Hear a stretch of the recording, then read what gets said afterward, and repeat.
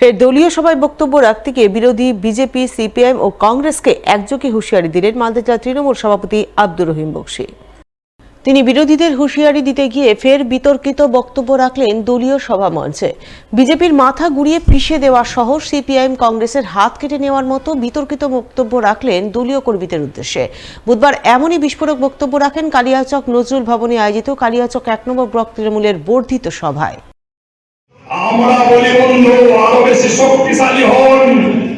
যে হাত দিয়ে মাছ ধরার সামগ্রী অর্থাৎ পশ্চিমবঙ্গের মানুষের টুটি চেপে ধরার চেষ্টা করছে, যে সিপিএম কংগ্রেস, সে হাত খানা নামিয়ে দিন।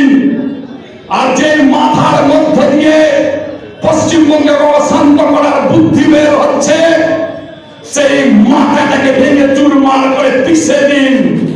তাহলে কিন্তু মমতা ব্যানার্জিকে শক্তিশালী করে পশ্চিমবঙ্গের গরিব মানুষকে নিরাপত্তার মধ্য দিয়ে নিজ নিজ ধর্ম পালনের অধিকার সুরক্ষিত রেখে মানুষকে মাথা উঁচু করে চলার আরো বেশি জায়গা বড় হবে মমতা ব্যানার্জির নেতৃত্বে আগামী দিনে।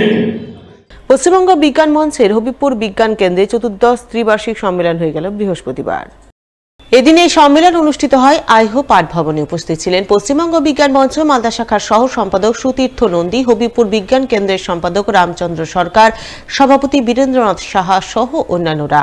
তারা সকলে মিলে এদিন প্রথম সাংগঠনিক নানান বিষয় আলোচনা করেন। এরপর কুসংস্কার বিরোধী বিজ্ঞান প্রসার আন্দোলন অব্যাহত রাখতে নানান কর্মসূচি গ্রহণ করেন বলে জানা গেছে।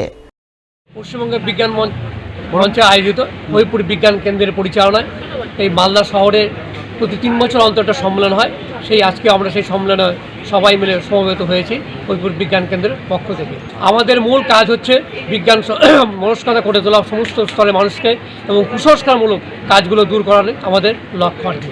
যে কুসংস্কার বিরোধী সাপে বা ডাইনি ফুসকিন সেই বিষয়গুলো আমাদেরকেই মূল লক্ষ্য। সেই জায়গাগুলোকে পরিষ্কার পরিচ্ছন্নতা করে দেওয়া এবং সমাজকে দূষণমুক্ত করাই আমাদের বিজ্ঞান মঞ্চের মূল লক্ষ্য।